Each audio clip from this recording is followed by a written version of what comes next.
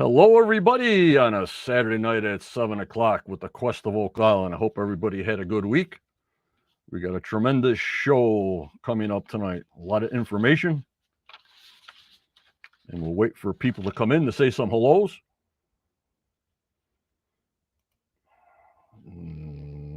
There's Sandollar, Gloria, and Kurt, and Jeff. And the other Gloria. And our audio manager, Sydney. Hello, I can see and hear you. Okay, when Brian comes on, we need the same, Sydney. Hello, Henry.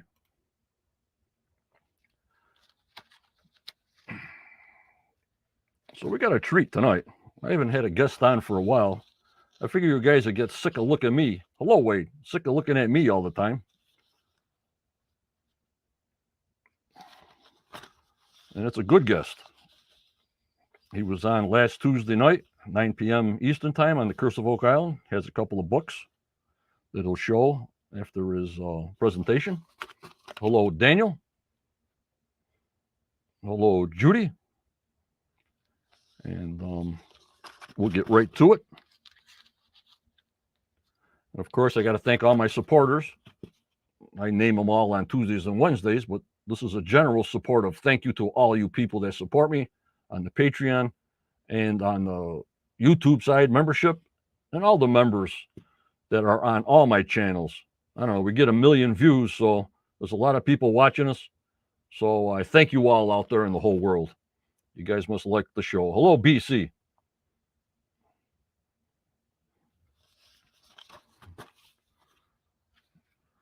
Alrighty.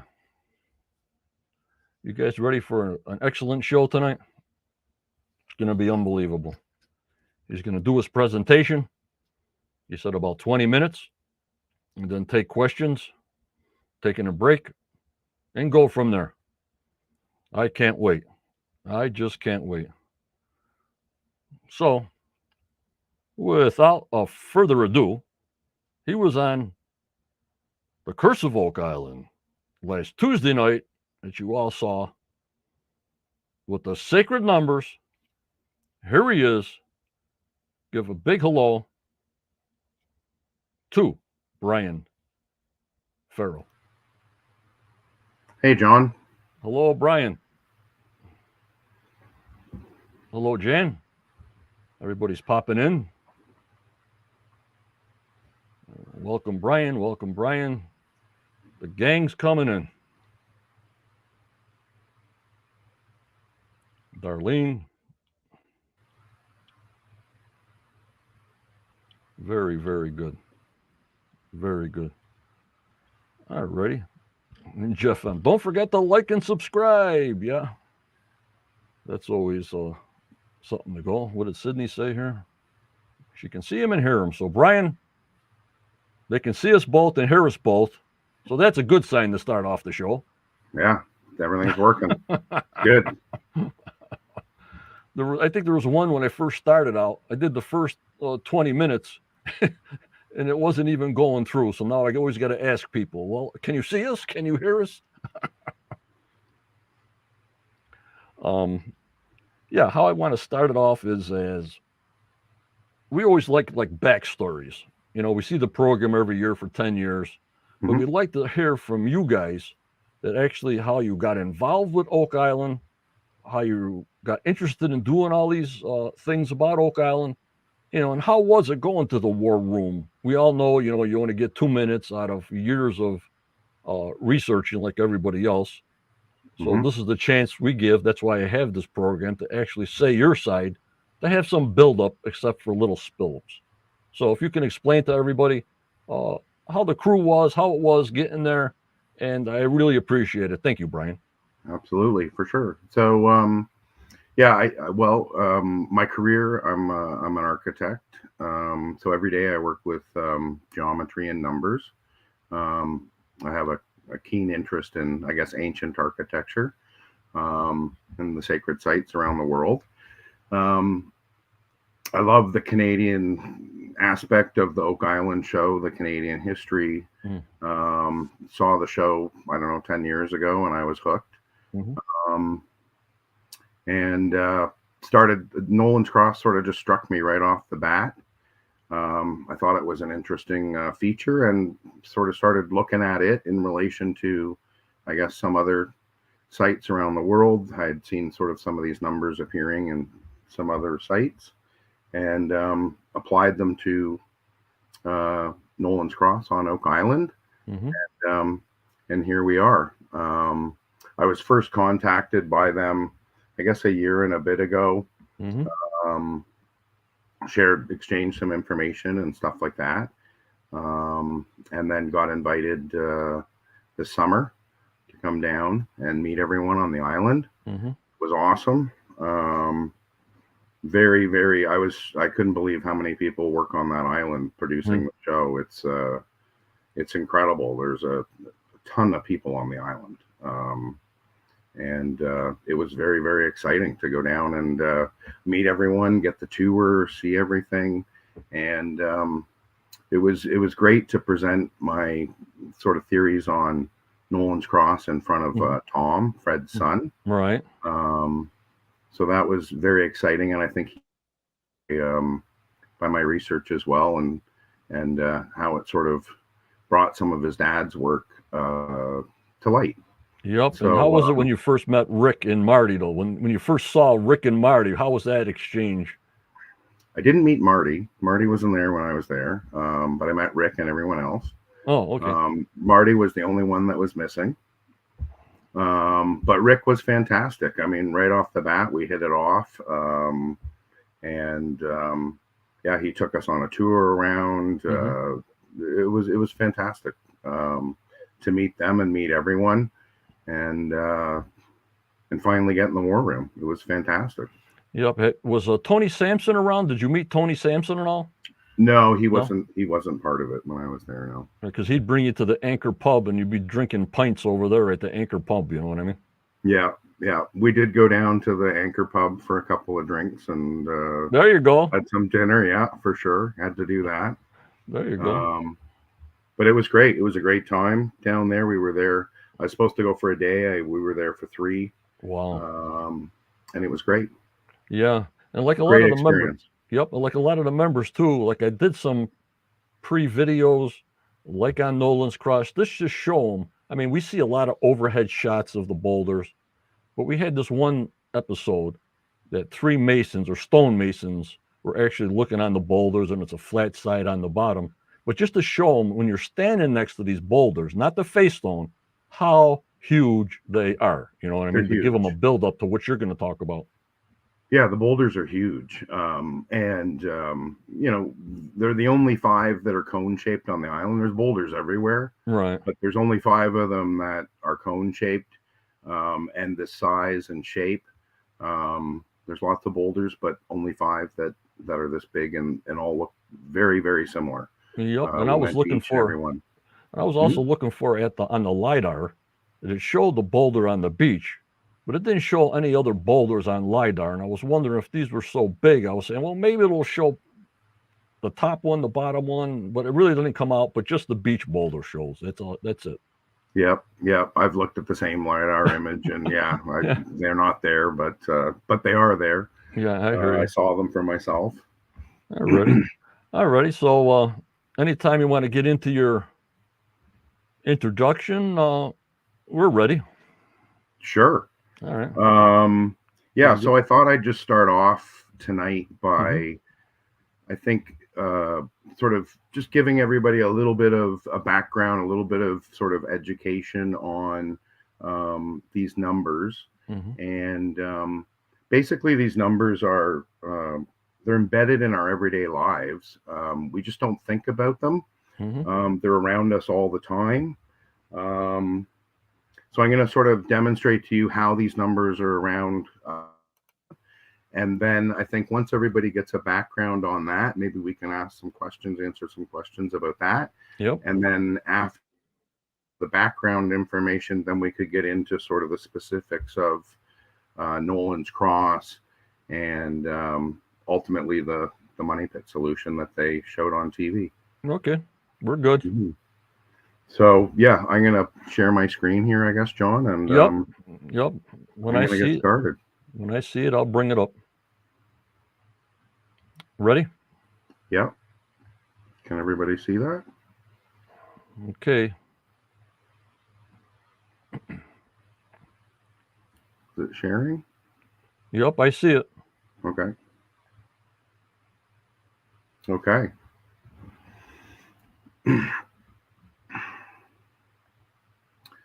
So I'm going to start with a quote here, a couple of quotes. Okay.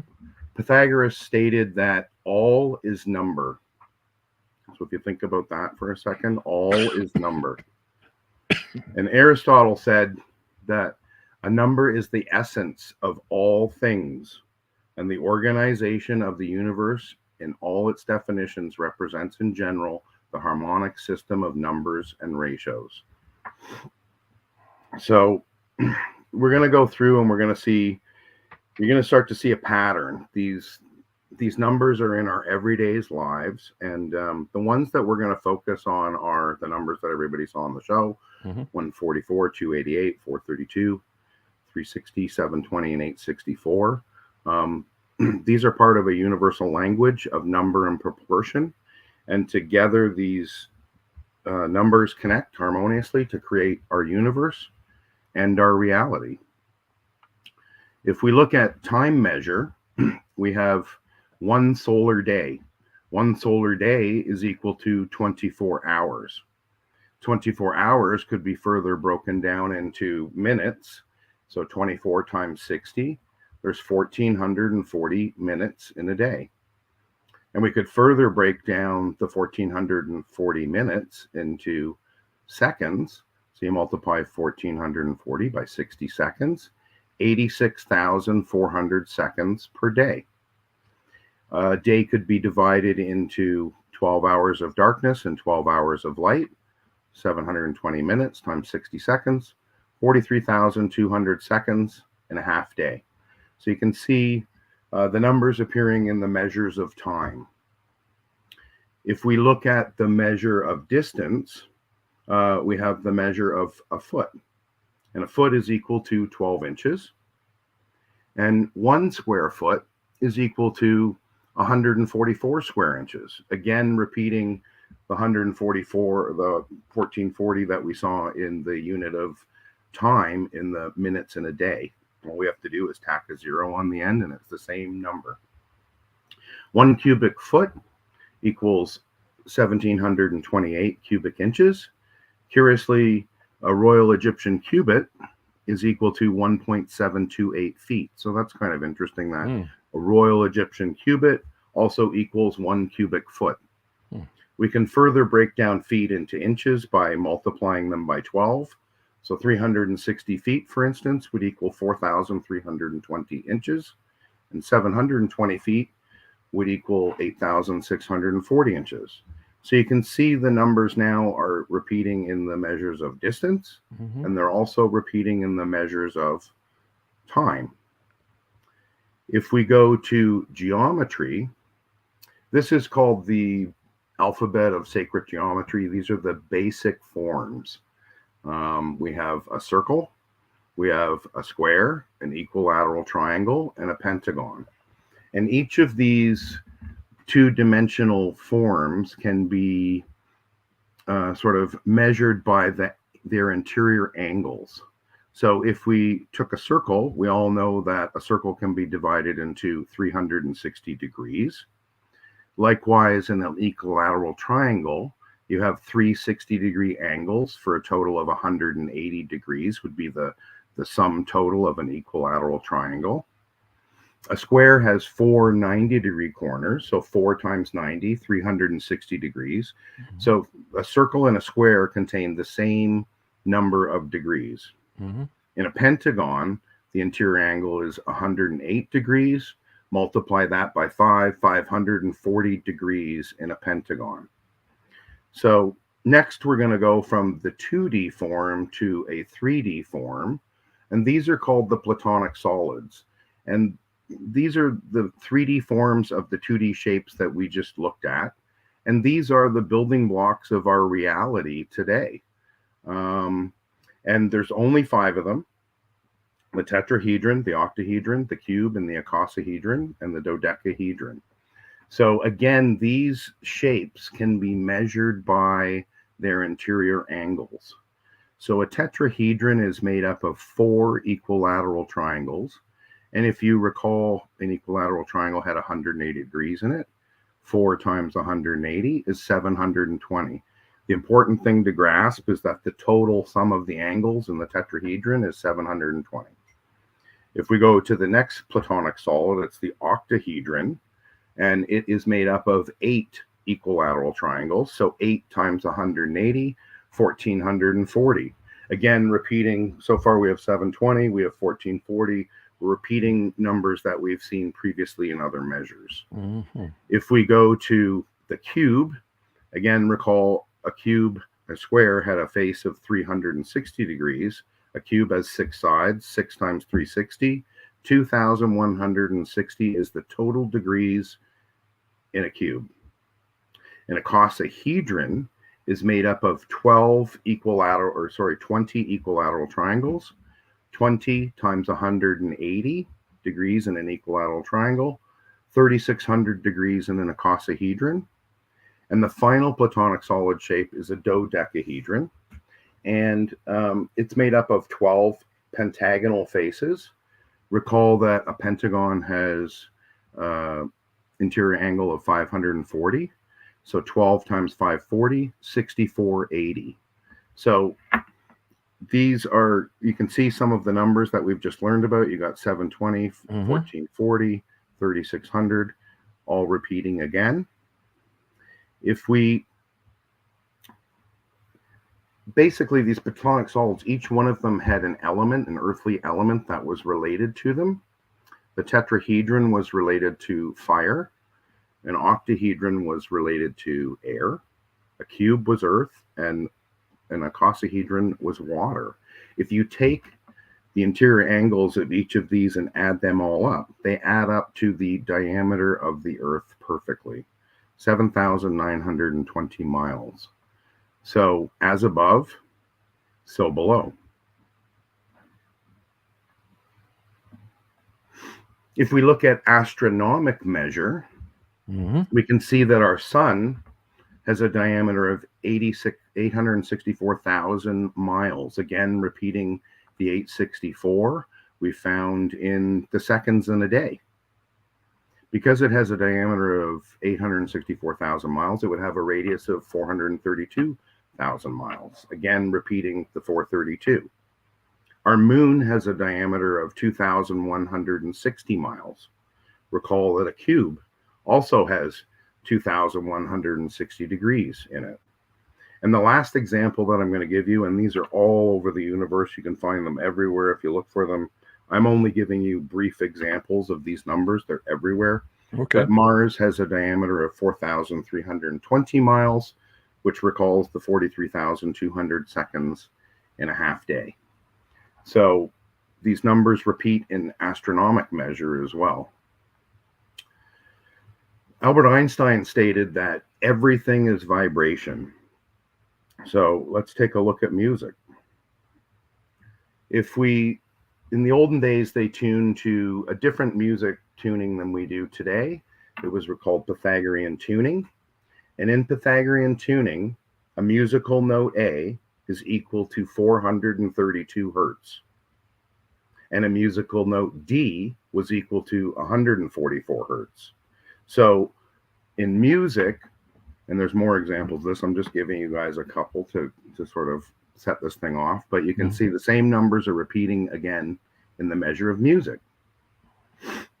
And the final aspect to this little sort of ancient knowledge is something called gematria.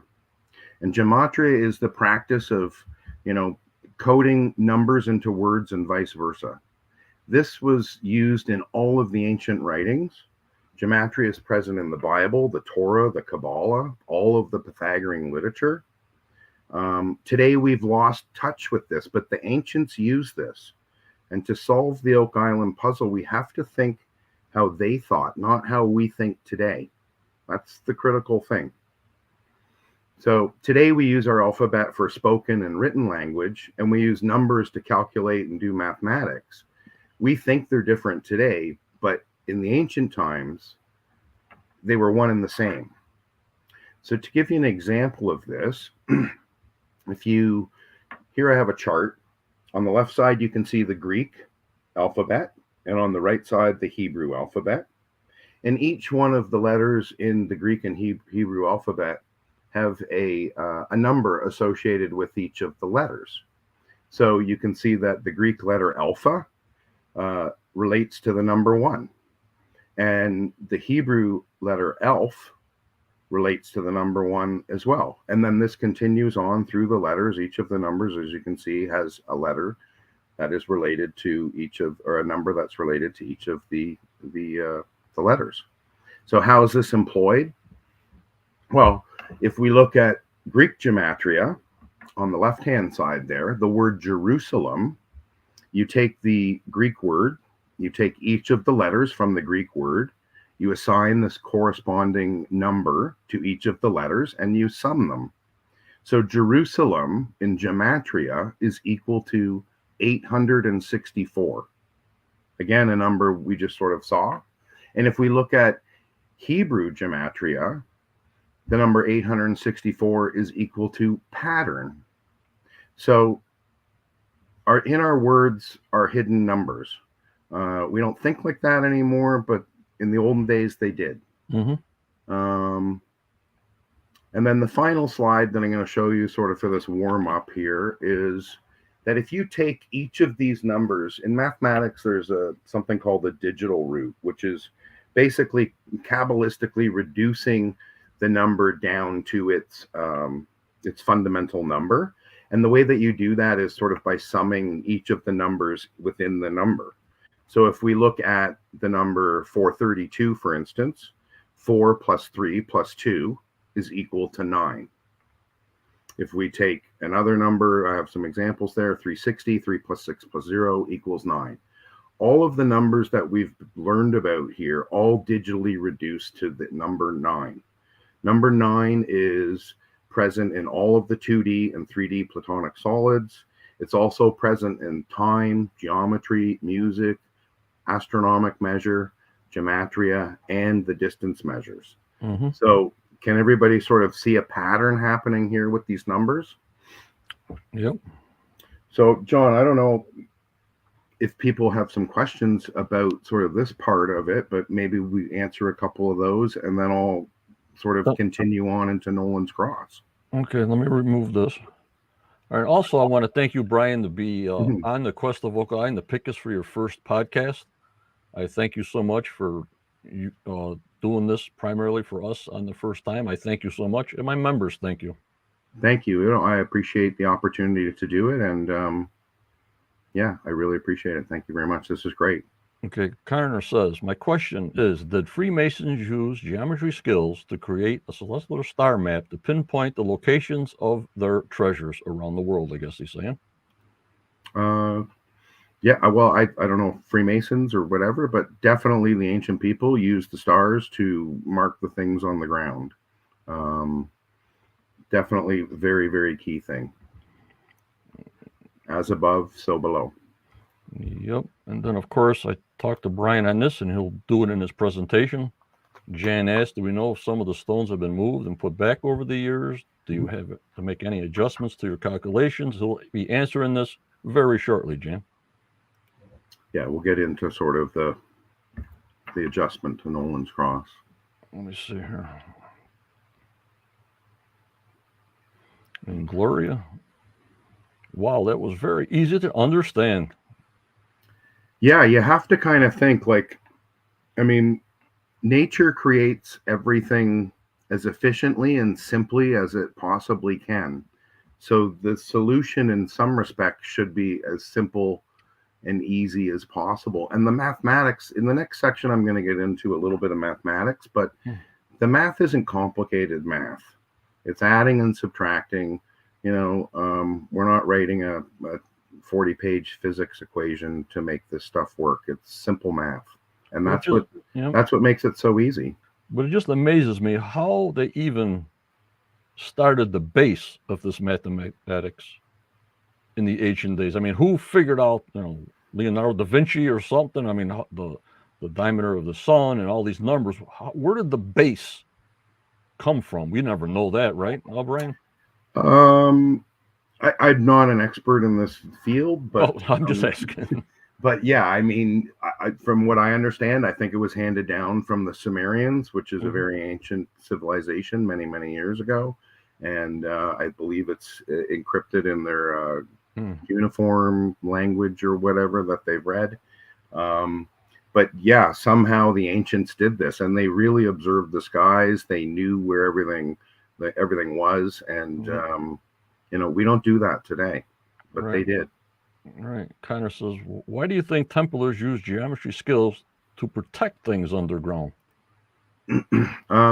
Because if you could locate the stars, and you could put them on the ground, then you could find what you needed to. Yep.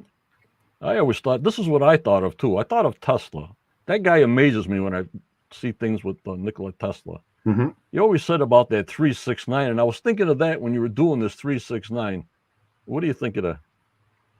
I think the 369 is very fascinating. We could do a whole episode on 369. Yes, fascinating stuff. Again, numbers. Right. Numbers. And don't forget, I mean, Pythagoras said all is number, and we're number. And here's our professor, our historian professor, Daniel Spino, who keeps me straight and narrow.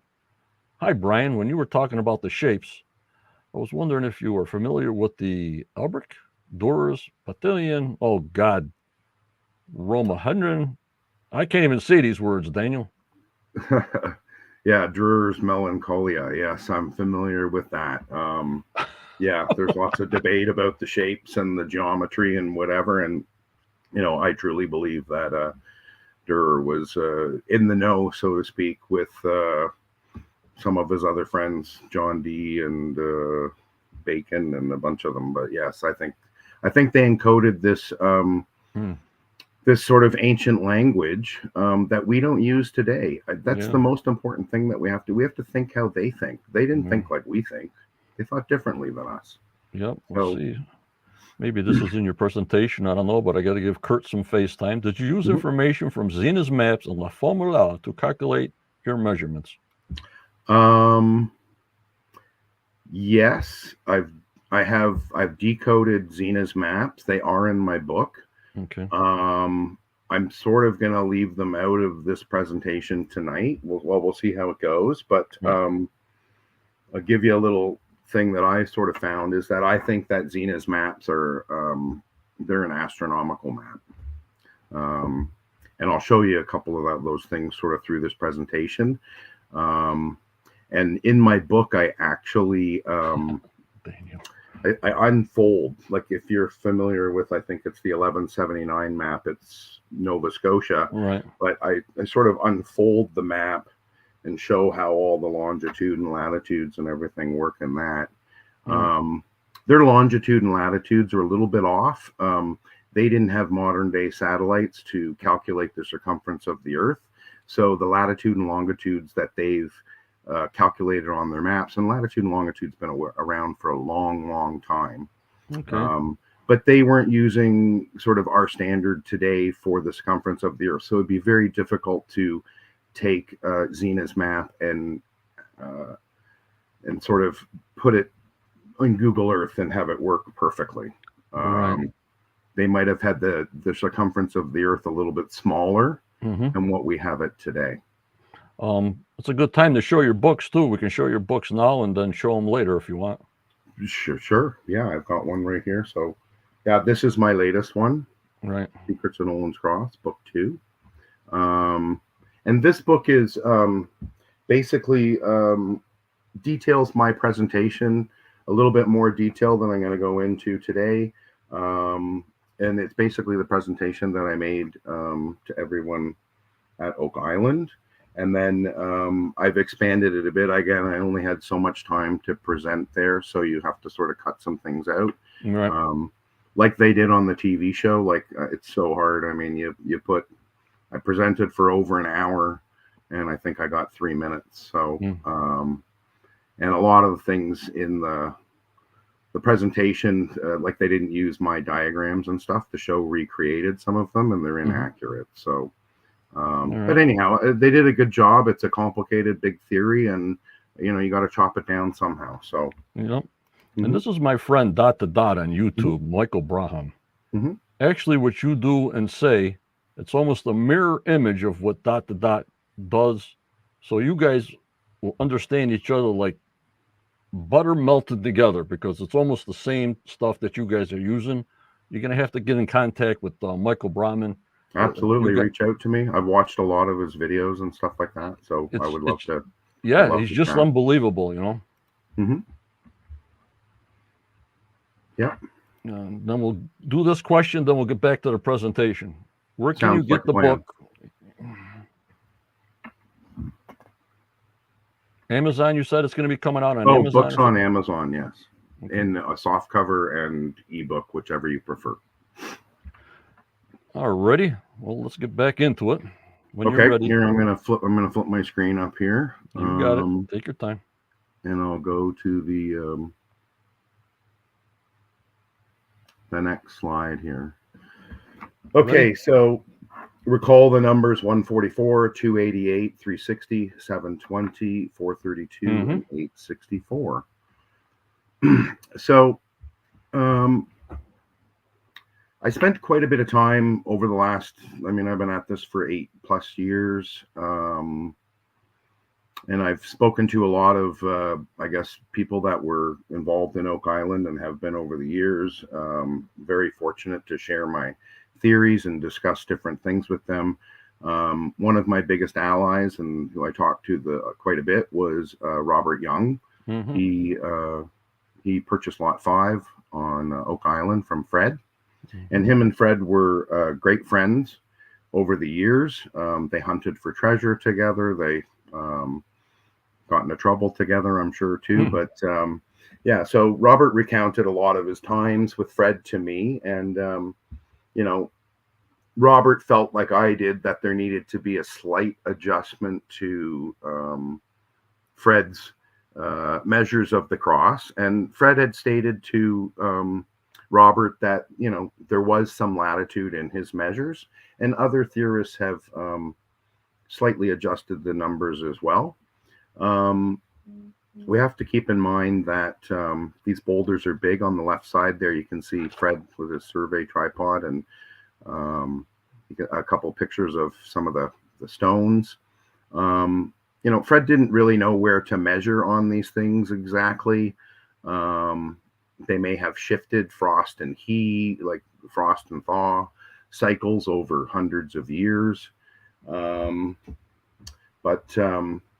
basically what I've done is I've sort of adjusted the numbers slightly, not of the short axis. I'll show you. This is the original layout of the cross. So you can see that the short axis is 720 feet. And it's got two 360-foot arms. And then the long axis of the cross, Fred measured at 867 feet, which consisted of 145 at the top, 429, and 289. So when I looked at this, I saw right off the bat the 720 and 360, which we've learned about in sort of our sacred numbers at the beginning there, and how they're sort of embedded in our everyday lives. All right. So then I thought to myself, well, what if we just made a slight adjustment to the long axes? We would start to see some of these sacred numbers sort of appear. So I basically adjusted the top dimension from 145 feet to 144 feet. The next dimension was 429. I adjusted it to 432. And the 289 at the bottom, I adjusted to 288. Right. Now, you have to keep in mind that these boulders are massive. So my dimensions still land on the boulders. There we go. There we go, they're not gang. Missing the boulders.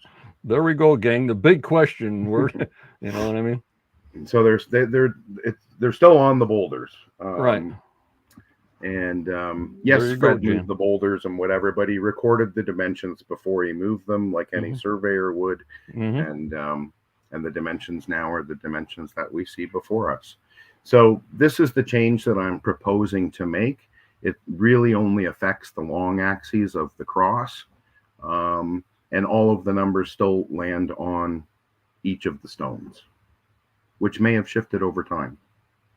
Um, so if we look at the 720 and the 864, I noticed that both of those numbers are divisible by the number at the top of the cross, 144. So this creates a grid of 144 by 144. So this exposes a grid of 5 units wide by 6 units long.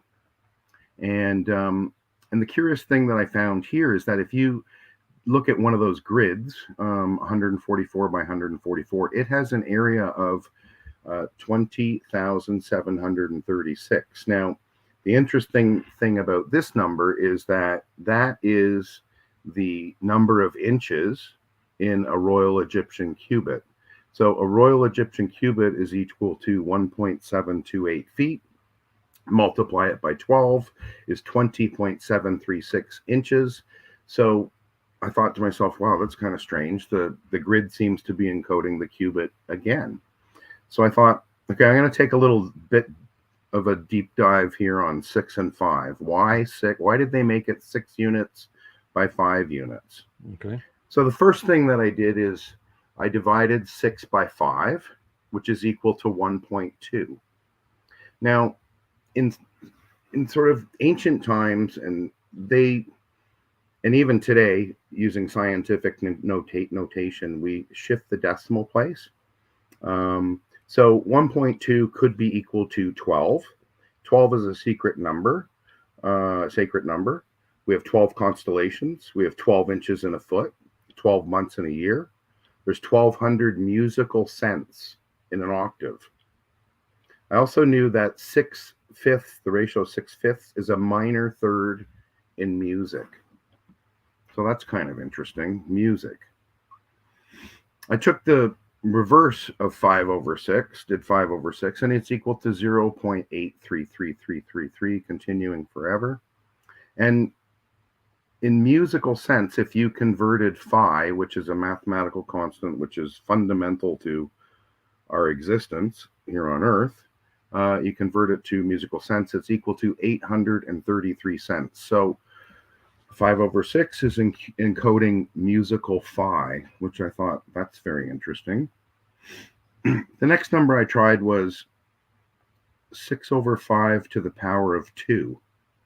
And this was equal to 1.44, which could be written as 144, which curiously is the fundamental number at the top of Nolan's cross and is also the number of the grid that we've uncovered in Nolan's cross as well. So let's keep going with these 6s and 5s.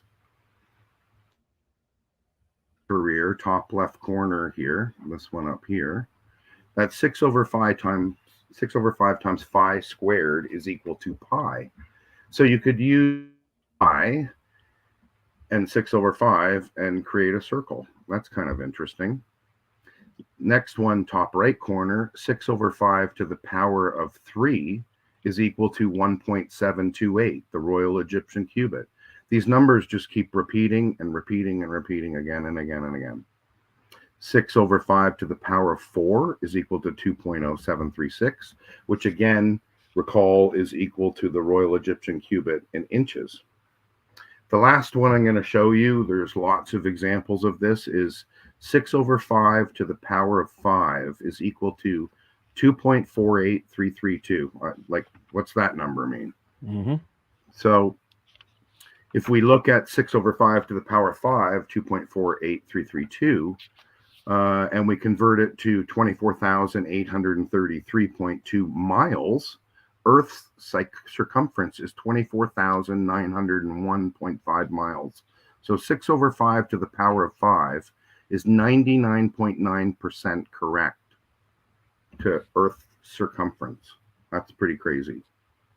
And even further, if we took all of the planets of our solar system, not including Pluto because it's a dwarf planet, and we pushed them all together, so they were all side by side by side, and we added up the diameters of each of the planets, it equals 248,981.9 miles. So 6/5 to the power of 5 is 99.9% correct to the measurement of all of the planets pushed together.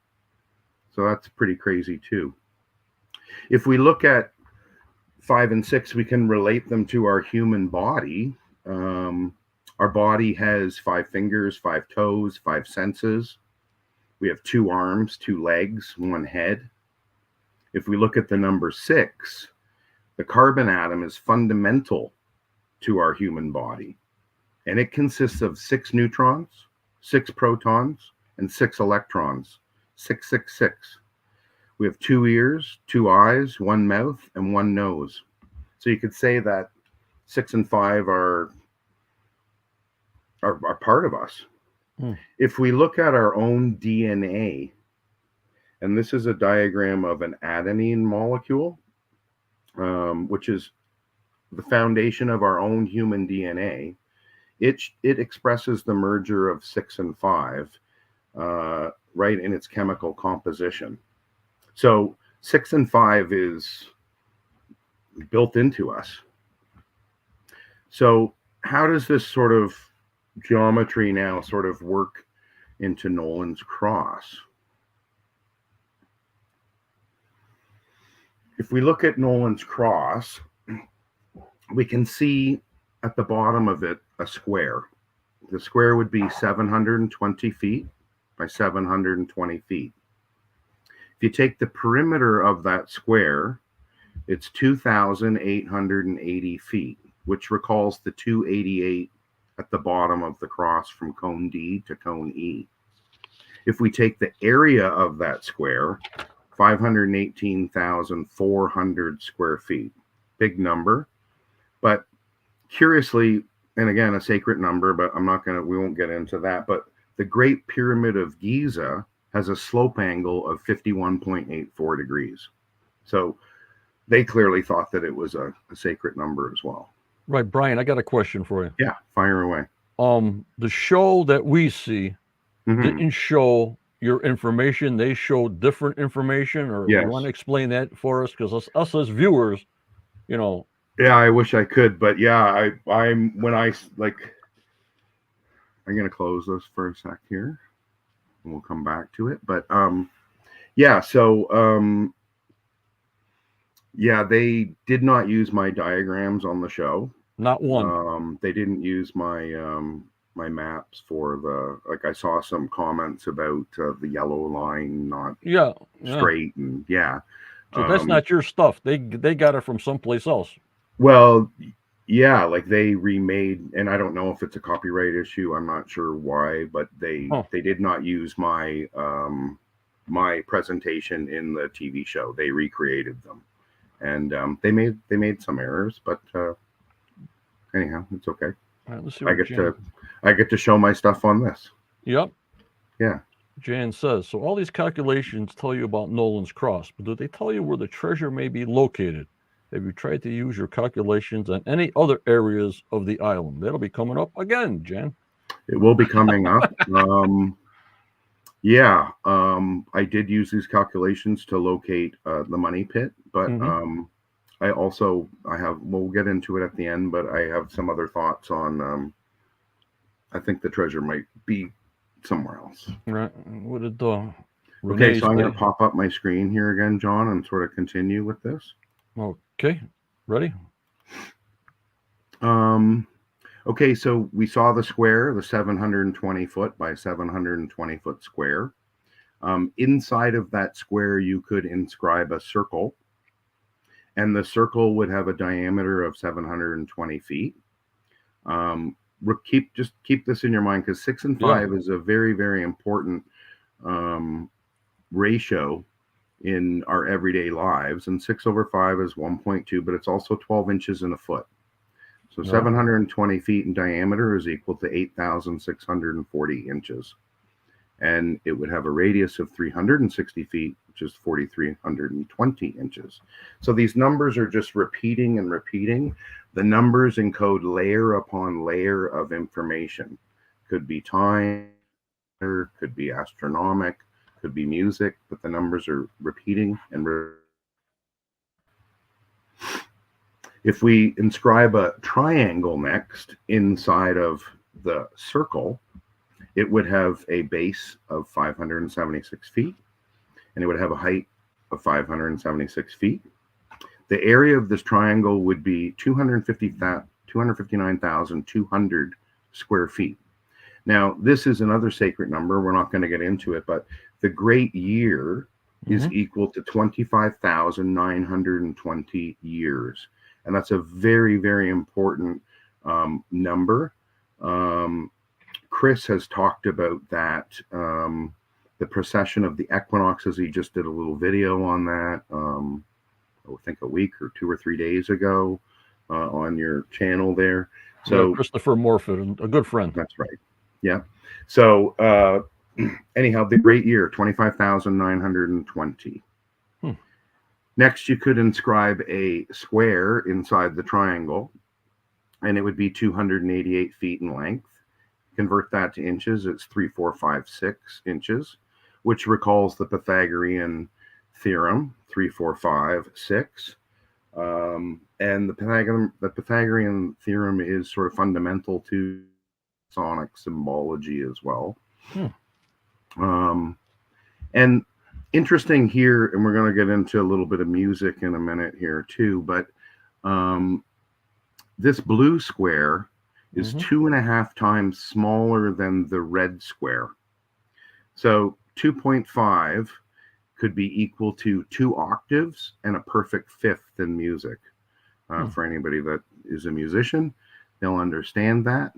So that's very interesting as well, because 2 octaves and a perfect fifth is what starts nature's harmonic series. Okay, we're going to learn about that coming up. The last shape to inscribe within the square is a circle, and it has a radius of 144 feet. It would have a diameter of 288 feet. So again, repeating the same numbers.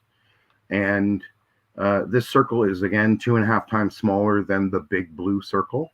So 2 octaves and a perfect fifth, again, encoding the start of nature's harmonic series. If we look at ancient Eastern culture, the square, the triangle, and the circle in their ancient traditions represents creation. And if we look at it in the Western tradition, it's the legendary philosopher's stone, encoded the circle, the triangle, and the square. So, could Nolan's cross be encoding the philosopher's stone? Possibly. The philosopher's stone was an ancient alchemical symbol that illustrated the interplay of the 4 elements of matter: earth, air, fire, and water. And recall how I showed you that earth, if you add earth, air, fire, and water, you get the earth, the diameter of the earth. So we learned about that when we were talking about the Platonic solids. To acquire the philosopher's stone is to acquire the full knowledge of God, a mystical union, the transmutation of base metals and minerals into gold.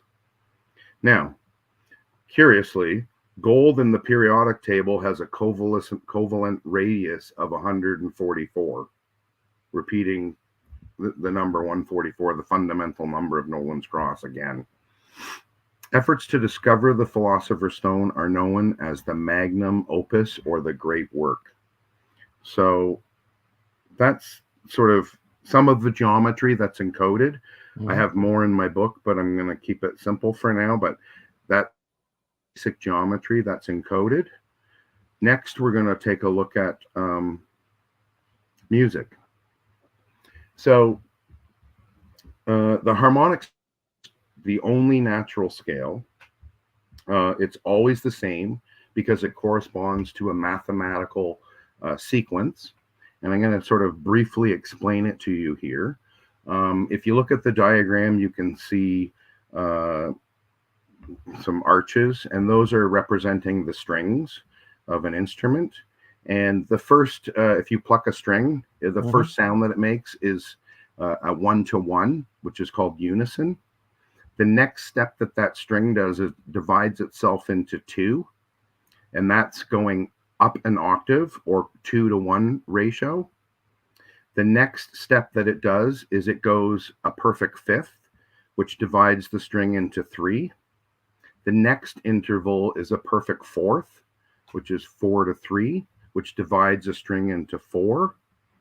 And then a major third happens after that, divides the string into five. And the final interval is that I'm going to talk about. This series continues to infinity. So if you pluck a string, the sounds continue forever. Okay.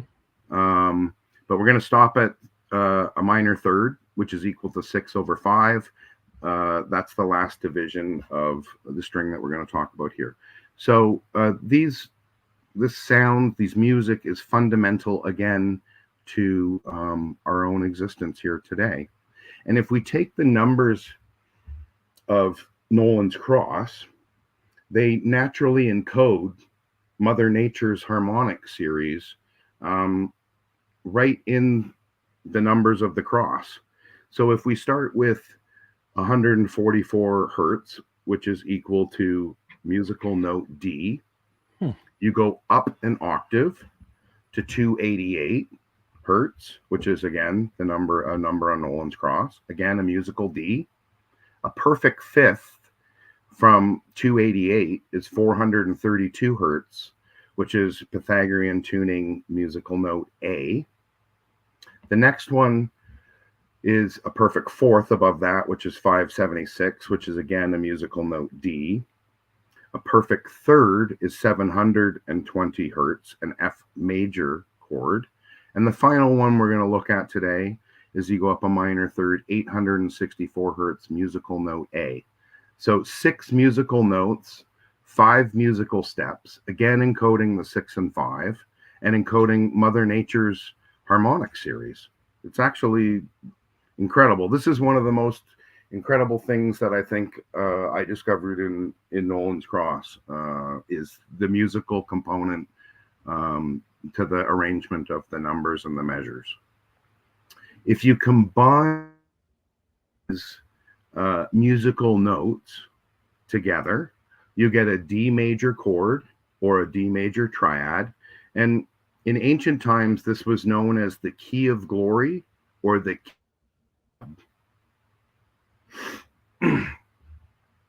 Now, music can be related to what's called the Fibonacci sequence.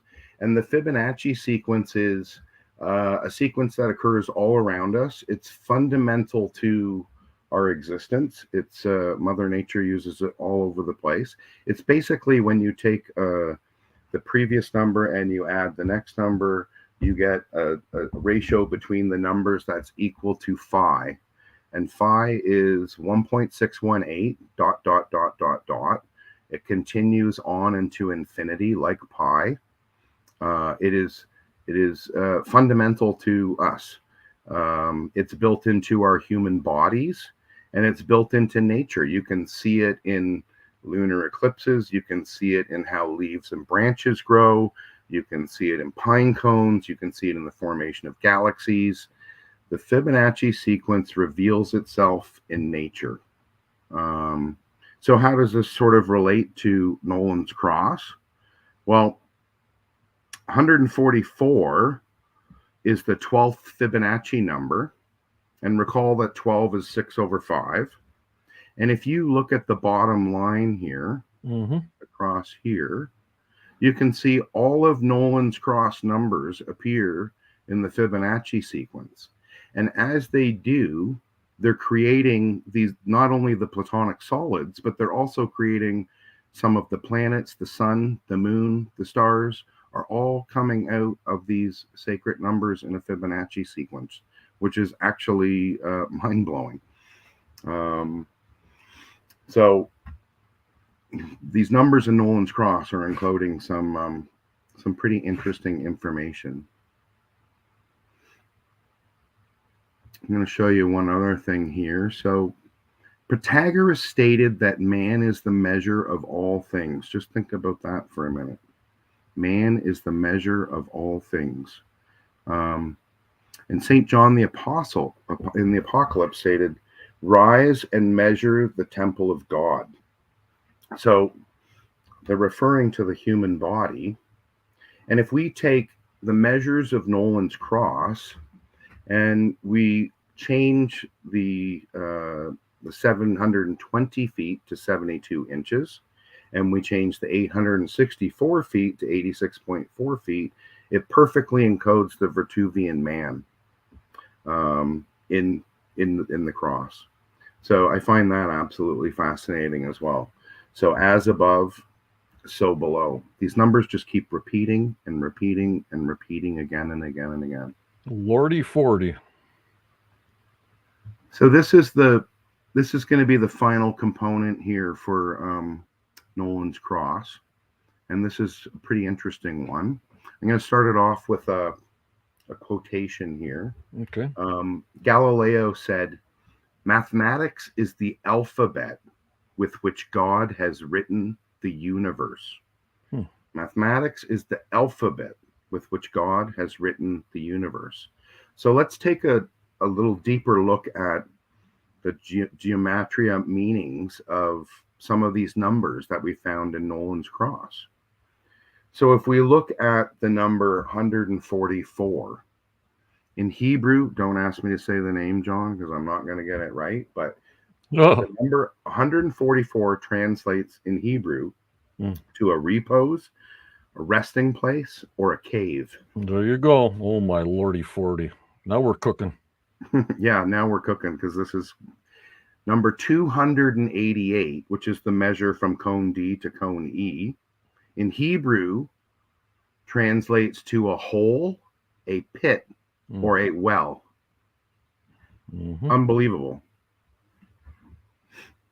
It's unbelievable.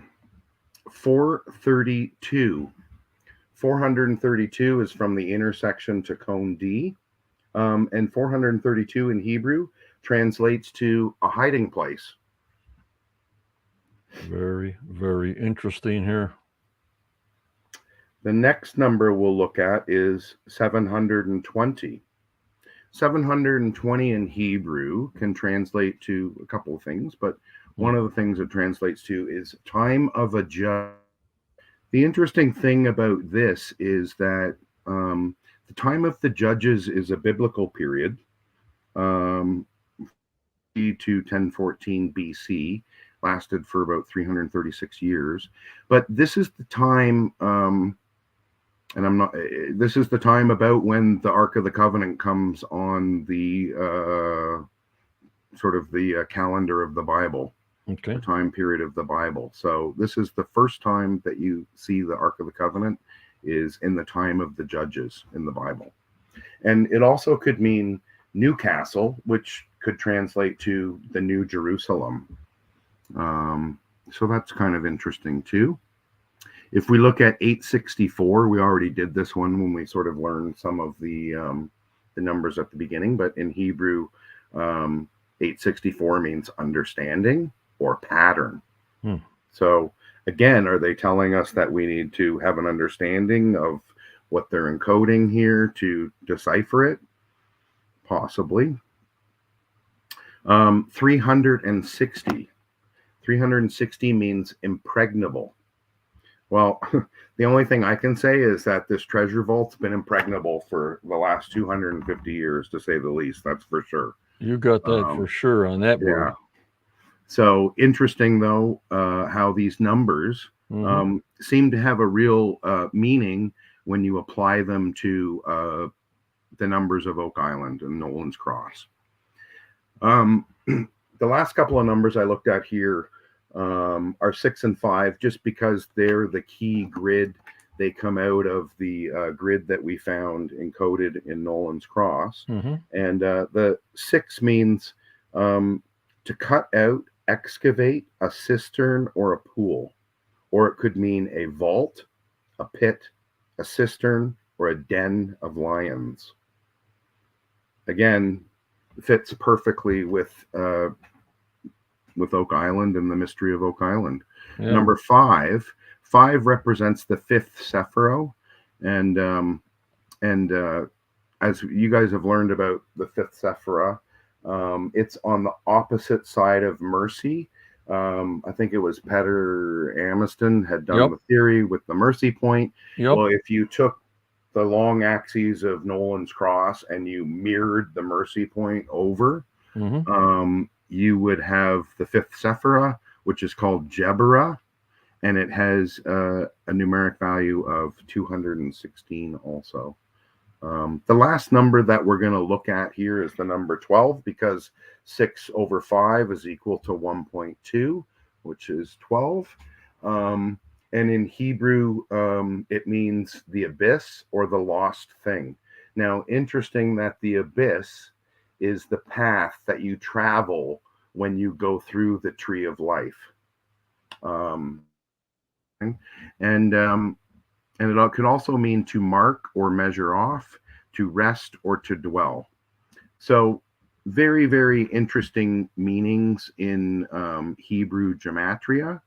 And the last examples that I'm going to show you here are English and gematria. So today we don't think that there is gematria, but it does exist. And in English and French, it's the same as sort of the Greek and the Hebrew examples that I'd shown you, but A is equal to 1, B is equal to 2, C is equal to 3. If you take these same numbers and you look at them in English and French gematria, 144 is equal to light, 288 is equal to Kabbalah, or JHVH, which is the name of God in light in Hebrew, and it's also equal to tree. 360 is equal to word or holy. 432 is equal to Oak Isle or origin. 720 is equal to Cross North, Sacred Cross, Gematria codes and the truth. And 864, you see this notation on the Xena map, La Isle de Chêne, which translates in English to the Island of Oak, but it has a gematria value of 864 as well. So, so very interesting meanings when you apply these to Oak Island. So maybe John will take a little break here and answer some more questions, and then I think, when we come back, maybe we can do we can look at the money pit solution and then do some more questions. Yep, sounds good. My head's ready to explode, but that's okay. When I saw the den of lions, whatever came to my mind, the way my mind works, so my members know me, we don't have a den of lions on Oak Island. We have a den of foxes. Yes, that's for sure. Yeah, Doug found this rock pile that they thought it was I don't know, some kind of burial place or whatever, but it was only a spoils pit. But they got a den of foxes there on Oak Island. Perfect. That's our lions.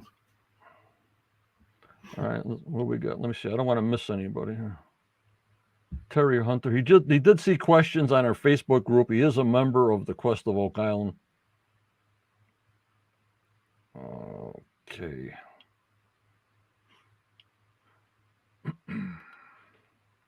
Tammy, Brian, did you submit your research for consideration to them? And if so, when? I sent my first book to Craig Tester a couple of years ago, I guess now. And then they contacted me maybe a year after that, which would have been, I guess, in the middle of COVID. And then we got back together again this summer. Okay. I presented sort of what I'm presenting to you today, and And then that's why I wrote book 2, was to sort of better describe it, because I think even in this short presentation, sometimes it's better to just read it and digest it on your own. So Yep. Here's that's Daniel. why I sort of wrote the book. But yeah, Daniel so we've been says, talking for a while. yep. Daniel says, fantastic. This answers all my questions I had. Daniel, all your questions? That's a first. So glad you're here to explain it in more detail. I would enjoy talking to you further regarding some of your findings. Many of them are things I have found using different methods. Great stuff. Thank you. Daniel Spino is our main man in our channel. I was talking to him this week, sort of back and Yeah. forth, and yeah, Yeah, that's good man. awesome. Thank you, Daniel. And Tammy says she was wondering how long it takes, but of course you had COVID in between. By the time they get the book, by the time they read the book and filter out things, and then they either call you or they don't. You know what I mean? Mm-hmm. I guess for being on the show, you know. Yeah, there's a lot of paperwork and different things to get out of the way. Yeah. So what are the questions we got here, guys? We're on a question.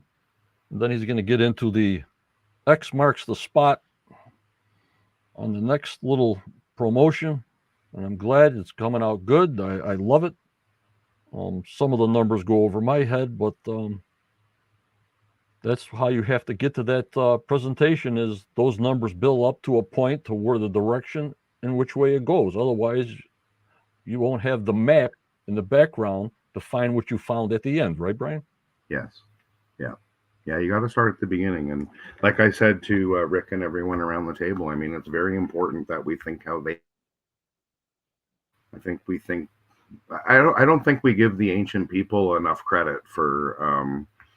We think that they, could barely make a wheel, and yet these guys were tracking the star precision. Yeah.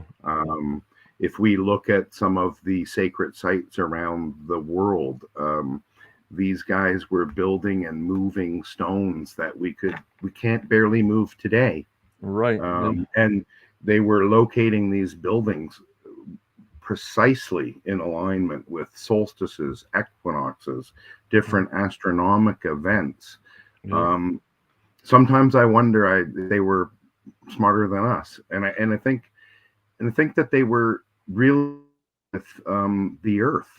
And I think today we've lost that. I think we've lost nobody goes outside and looks up at the stars anymore. And in a city, you can't even see them. So, but in the ancient times, I mean, they really studied those things. And I think that I think we've lost touch with that. And I think that it's important that we should try to learn those things again, because we need to live in harmony and peace with the Earth. Yep. The people now only look at the stars when it's July 4th, or when the Starlink satellites are going across the sky. That's about the only time they're looking, up. You know what I mean? Mm-hmm. Yeah. Let me see. Yeah. BC says something here. We think we rule. We think we rule the Earth, and we're the top dog on the Earth, and whatever. But at any time she wants to shake us off, we're like fleas on her back. Yep. But so we got to start to think that. I think that they cared about the Earth and thought about the Earth, and we got to learn that again. Yep. BC says, when do you think Nolan's cross was created? Good question. I don't know. I there's so many good theories about that. I'm more of a math and geometry and sort of the ancient knowledge side of it. I think there's some romance in the Templar theory. I think there's some romance in the Bacon theories and stuff as well. But I think that I don't know exactly when it was done. I think it's old, right. Ancient, and I think that the knowledge was passed down through all of these various, be it Templars to the Rosicrucians, then to the Freemasons. This ancient knowledge has down from generation to generation and passed symbolically in a lot of these symbols and stuff. And we just don't speak their language today to understand. Right. I think it's very old. Right. And then Renee says, you almost answered some of this. Was it their knowledge of numbers in reference to local and music frequency widely known? Was it a secret? Who was privileged to obtain this info, if not widely known? I think it was just a very small group of a members group, because the rest of the people didn't have knowledge of really anything much of the worldly affairs, you know what I mean, in the old days. It just was a group of priests or whatever the heck you want to call them, right, Brian? Yeah, I think it was sort of held to the I don't know, the upper echelons of these different religions or Templar groups or Rosicrucians. Even today, when you go into Freemasonry, I don't think you really understand the full secret until you get much higher into the levels. But you got to learn the symbols and the signs first. So Right. that's what they're trying to teach you at the bottom. Right. And yeah, so I think a long time. I don't know. Did I answer that question? I think I did. Ken says, did you learn anything from dialogue from the Oak Island team during discussions after your press? We understand that TV editing may have lost any of that. Well, cutting away whatever they do. Editing, yeah. Um, did I learn anything? Well, they took me to like some other sites on the island that we looked at. I don't know if they're going to be on the show or not, so I won't sort of be speaking about Good. some of those. But Okay. yeah, I did. They showed me around to some other places. There's some places that I've seen that aren't on the show yet. Um, so yeah, they sort of wanted me to try to apply some of these numbers and some of these ideas to some other locations. Right.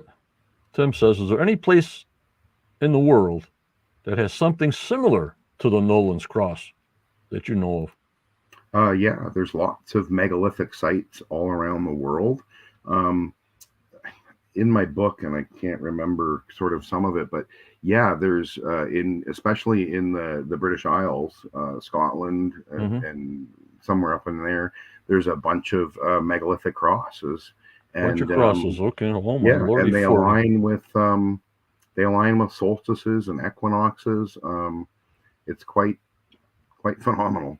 Yeah, we used to have Chris Donna, who passed away. He was our star man. I used to call Chris the Starman Donna. He was Hmm. fantastic on that. You know what I mean? Hmm. I really appreciate you doing this. The members are still sticking with us, so we're doing good, Brian. Awesome. Let's keep going. Yep. Why don't I mean, I'm kind of skipping through. There's some other stuff in my research or whatever.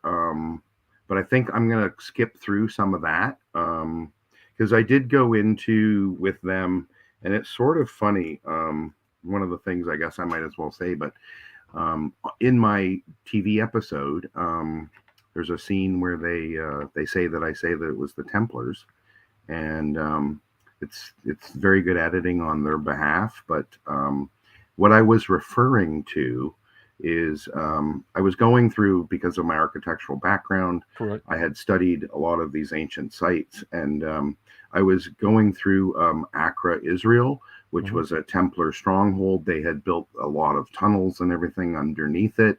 And I was talking about some of these ancient construction techniques and things like that. And it sort of ended up coming out like I was a Templar guy, which I like that theory, but I'm not sort of married to anyone particular when it comes to that history sort of part of it. But anyhow, they sort of edited that in and made it look like I was sort of on the Templar bandwagon. And anyways, there you go. All right. Okay, so I'm going to bring up my screen again here, John, and yeah, there's about let's a half a second delay. Let's go into Nolan's Cross here. Okay, you're ready to go. Oh, okay. Before we go there, I'm going to show you something interesting too, and this is in my book. But Washington D.C.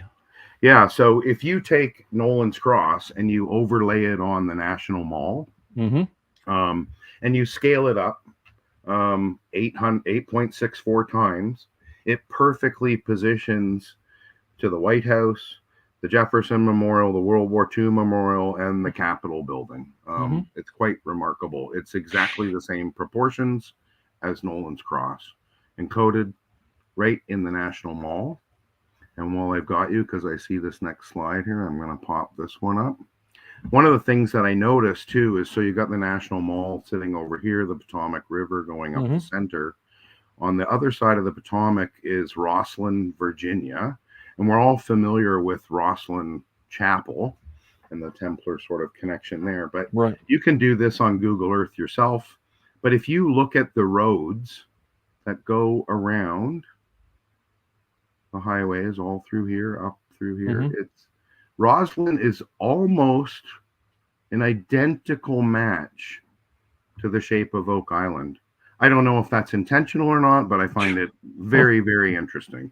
The name Rosslyn, the shape of the highways surrounding Rosslyn, very, very similar to the shape of Oak Island. And the most curious thing is that in the center of Rosslyn, the tallest building in the Washington, D.C. area is called Rosslyn Station. And I've highlighted the top of this building. You can look at it on Google Maps yourself. So I painted it red just to highlight it. But the roof of Rosslyn Station, directly across from the National Mall, encodes a Templar cross right in the roof of the architecture. Holy Muon. Yeah. Like, pretty incredible.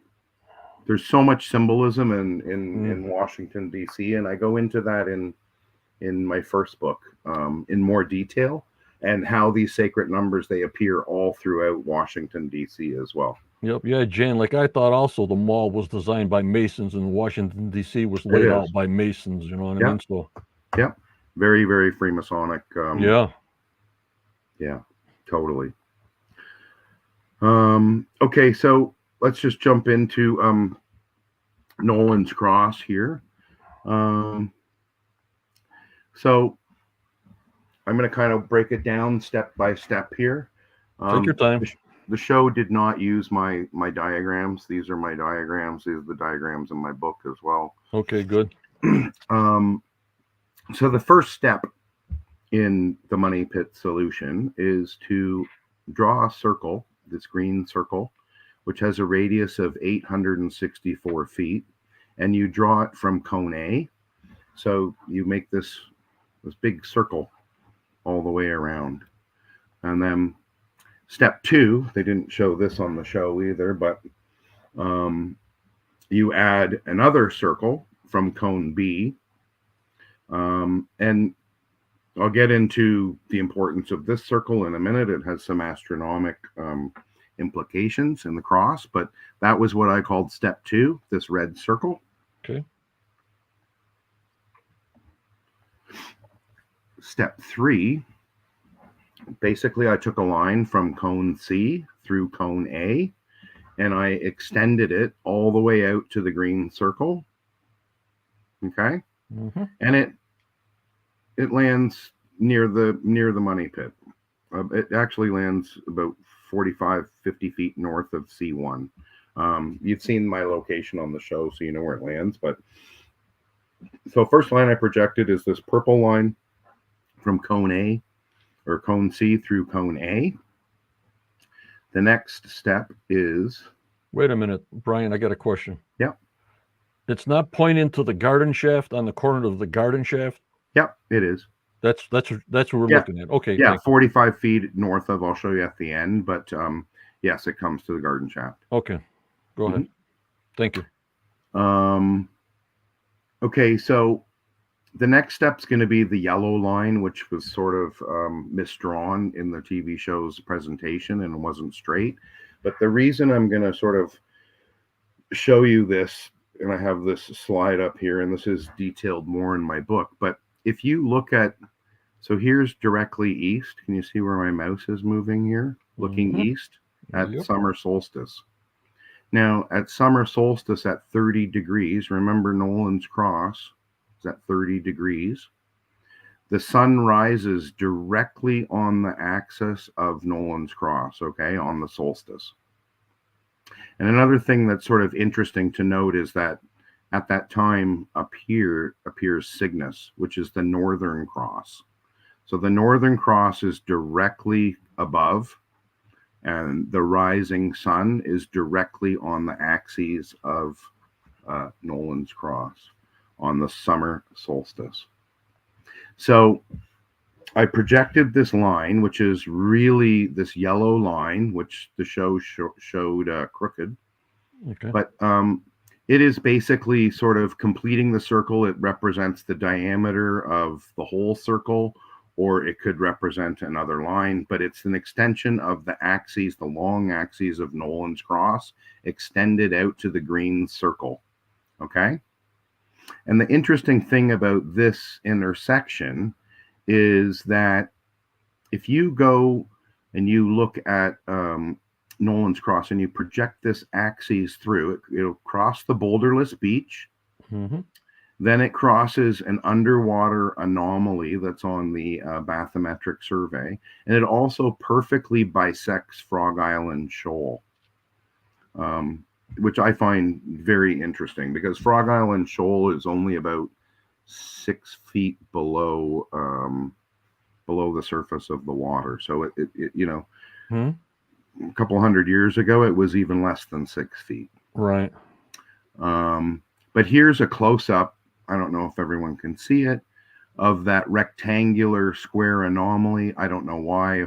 I don't know if they've ever looked for this, or it's certainly on the survey. It was pointed out by the people who did the survey, but we've never heard about it on the show. Right.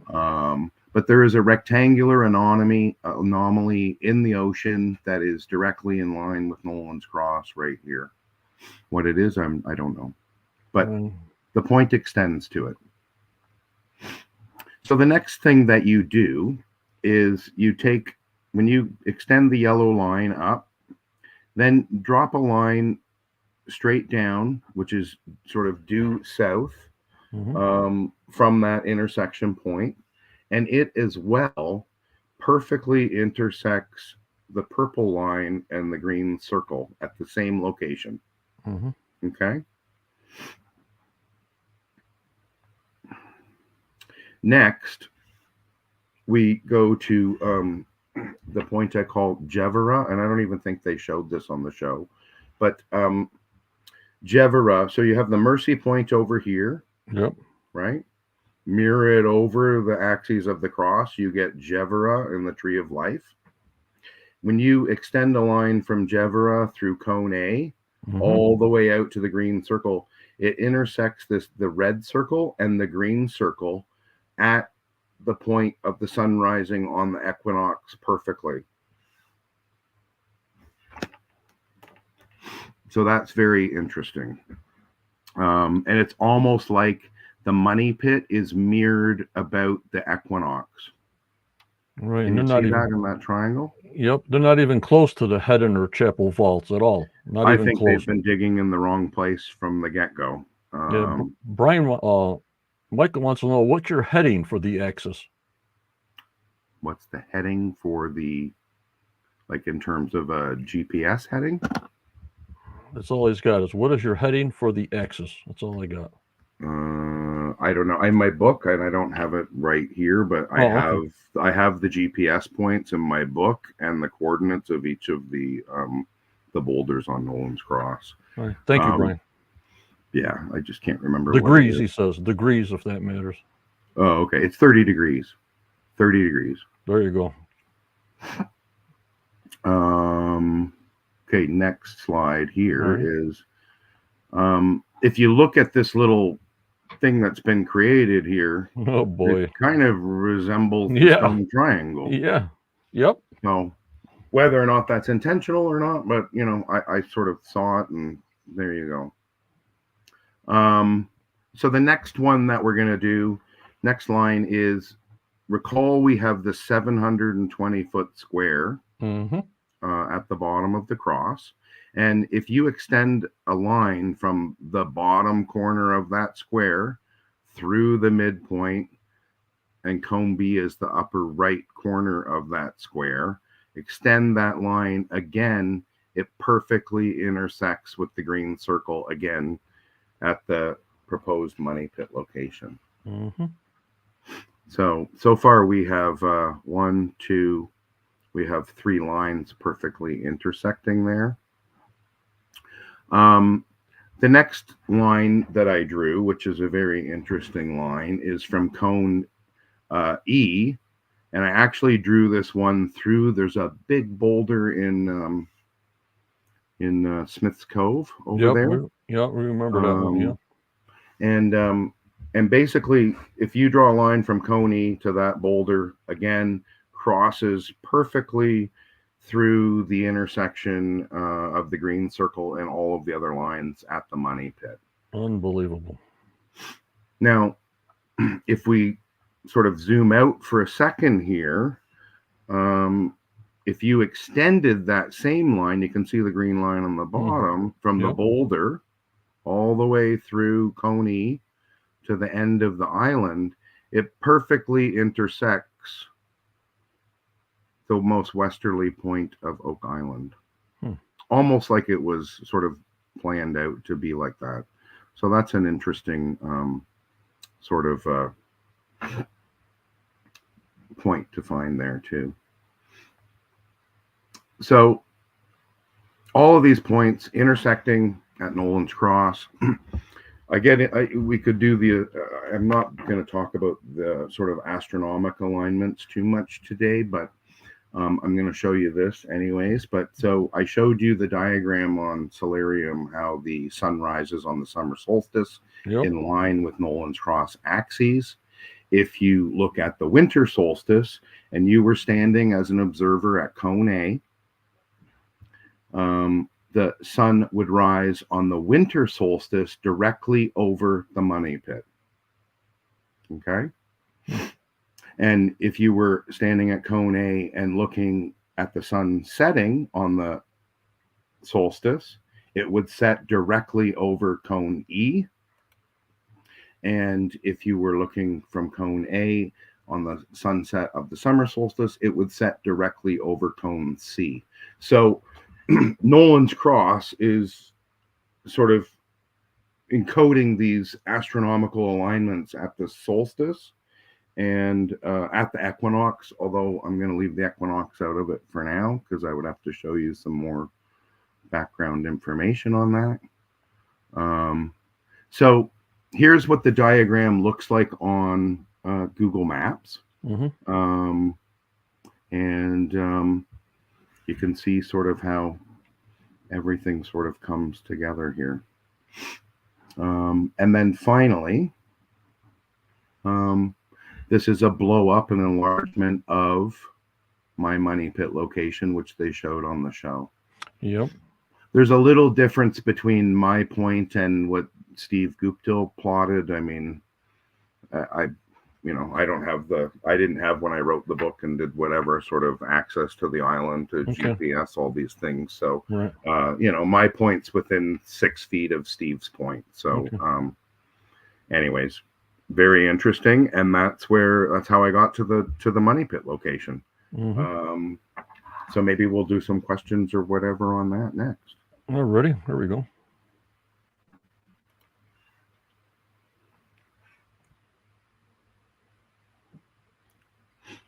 Let's see here, Renee. What's this mean here? Now you have an hourglass from east to west, male and female symbol.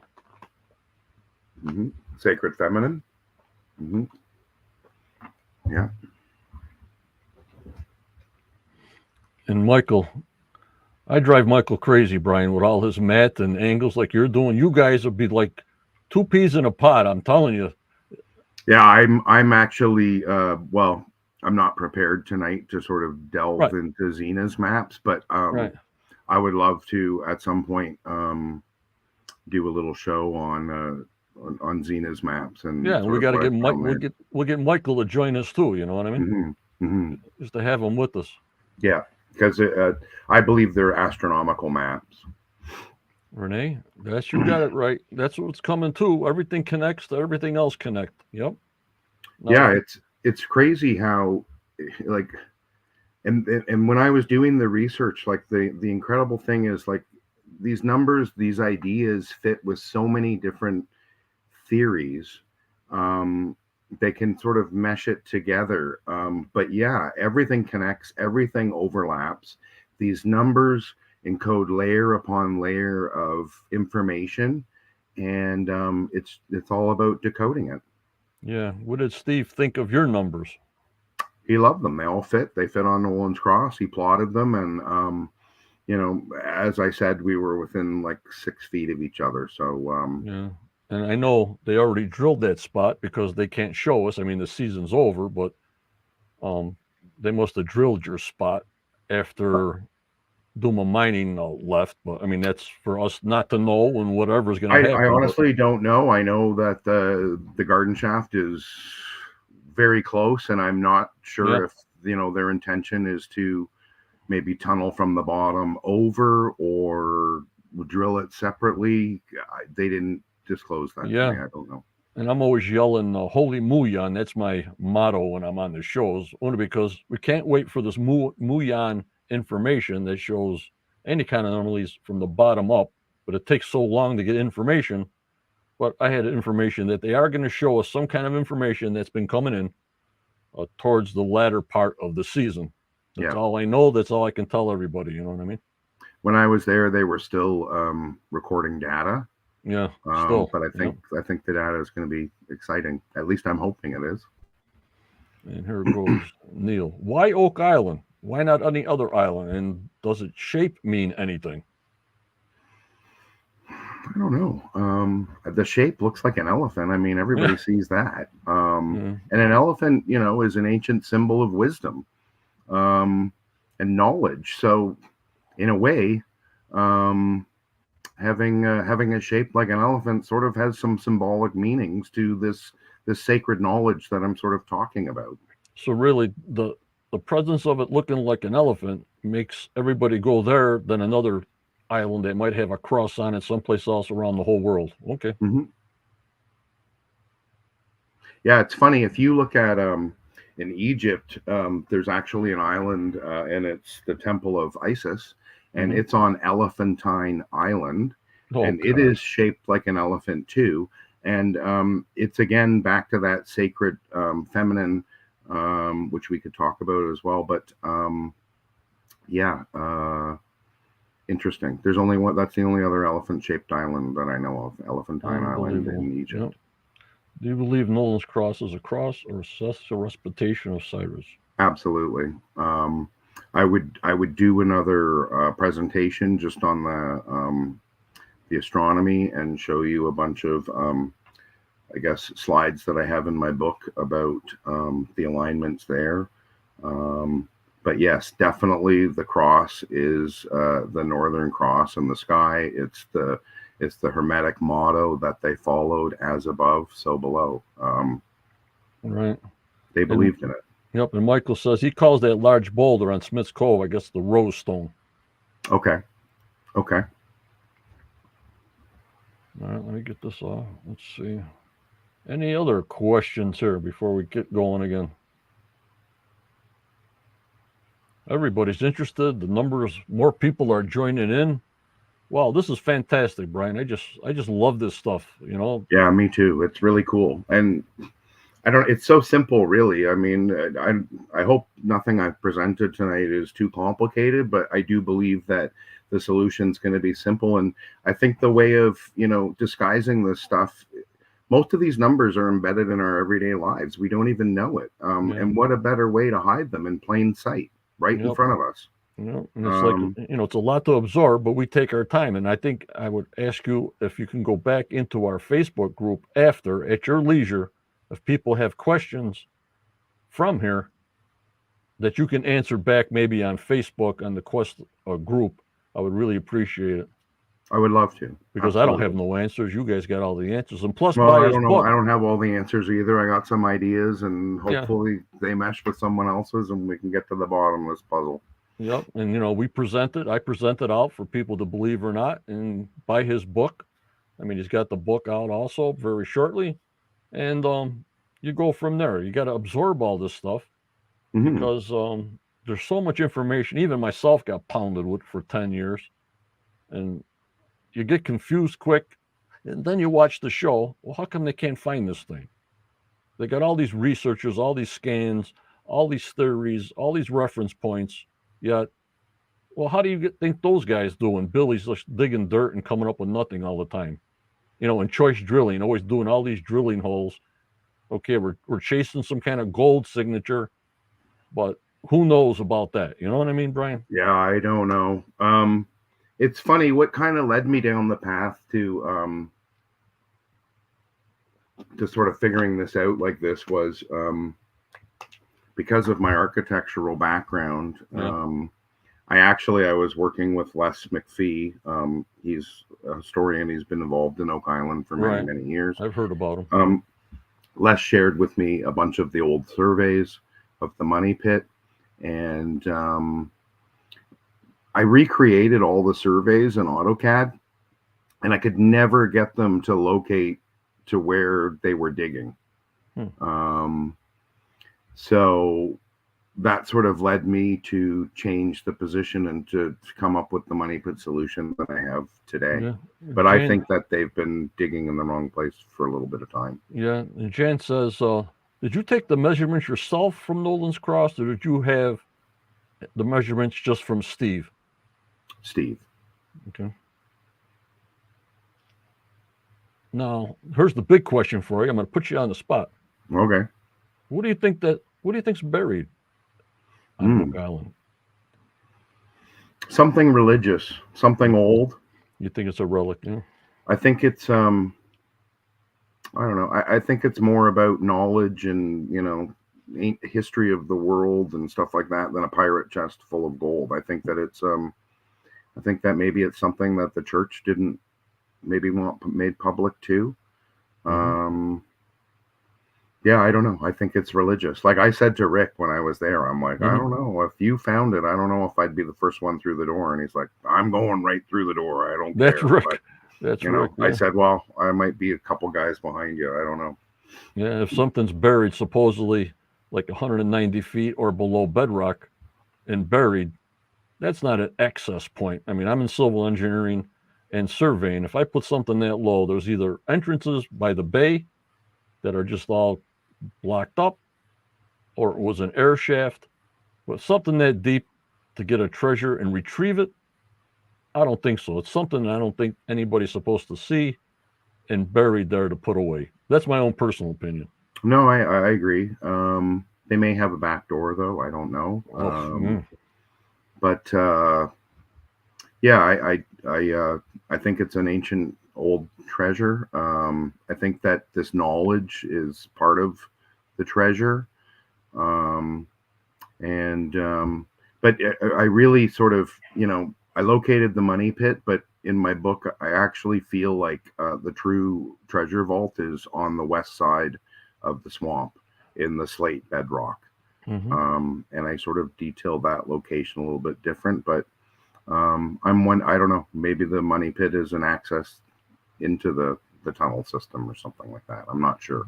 But if I was the architect of this treasure vault, I wouldn't be putting it in water-filled limestone. I would put it in solid slate bedrock. Yep, I hear you. I hear you.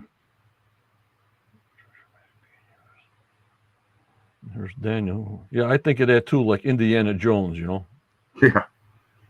I hear you, Daniel. We're far enough away. Exactly. Don't look at it. Yep. We got this Ron. He says they think there's a hand-me-down treasure map that they're looking for, that they're going by looking for the treasure. Don't know. Yeah. I mean, I think in a way, Nolan's Cross is the treasure map. Is the map. And somebody, who the heck the writer was, a researcher, have to look back, that he said Nolan's Cross was supposed to be a church there. I got it in the past references, but the Nolan's Cross was sort of there, and the measurements that come off the cross was to make a cathedral or a church for something, like for a worship island. So that gives you more on the religious side of what the heck was going on over there. You know what I mean? Yeah, I do believe something's there. And I think too, like, I think the guys are going to get there. I mean, it might not be this year. I don't know. It might be next year, but I do think that they're committed to doing it. I think they've got the right equipment. I mean, that was something that struck me when I was there, is because I do construction every day, but the equipment that they have on the island is unbelievable. I mean, we've seen them drive those 10-foot caissons into the ground. I mean, it is incredible, the equipment. So I really hope they get there. Do you think, even though they show us things, and I don't know if it's right or not, would 4 feet or 6 feet solid blue clay have any effect, even though they're showing us seismic testing went all the way down and all the way up and all this other stuff and X-ray scanners and everything else? I thought the blue clay would sort of deflect some things, or is it just not? Doesn't really I don't matter. know enough about the seismic testing, but it's definitely dense. Yeah. So, it may show something for sure. It's interesting, like the way that they, and we use the material quite a bit in our construction as well, but when they're building this garden shaft now, Right. The waterproofing method that they're using is it's a geotextile fabric, and it's actually got clay sort of between 2 sheets of fabric, and they wrap the outside of the wood tunnel, the wood shoring, with this clay membrane, and when it gets wet it becomes waterproof, and that's how they're waterproofing digging in the garden shaft right now with clay. Yeah. Here's Daniel. The pirates and Captain Kidd were cited as culprits because of the times that the money pit was discovered. It was never about them. Much more profound, in my opinion. Yep, Daniel. I agree, 100%. Yep, blue clay. Put it in blue clay, and it's waterproof. Yep. Yep. Awesome. Yeah, we use it all the time to waterproof basements and tricky foundations and water conditions and stuff like that. And that's what they're using in the garden shaft right now. When I used to do some kind of civil engineering and stuff like that, they just put the tar on the outside of the blocks. That's it. Backfill it slow. Yep. Alrighty. What else we got? Clay contains oily subjects. Any more questions here? It's a little delay sometimes by the time they print and get it to us, Brian. Okay, no worries. Over the interwebs.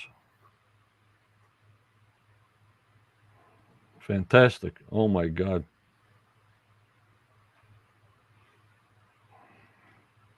Nope, I don't see any, Brian.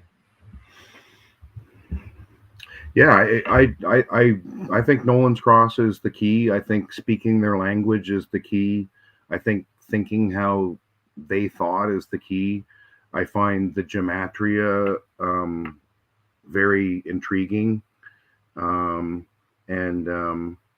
I like the musical part. I like how all the pieces fit together. It's actually it's pretty simple how it all comes together, and seems to make sense for some reason. I'm not sure, but yeah, but seems to make some sense. Too bad Dunfield had to wipe out the whole money put area and more with him doing that. But sometimes I realize, through construction like you, if you got this money invested and you're doing all this research and blah, blah, blah, and blah, blah, blah, you know what I'm going to do now? I'm just going to dig a big hole and find this thing.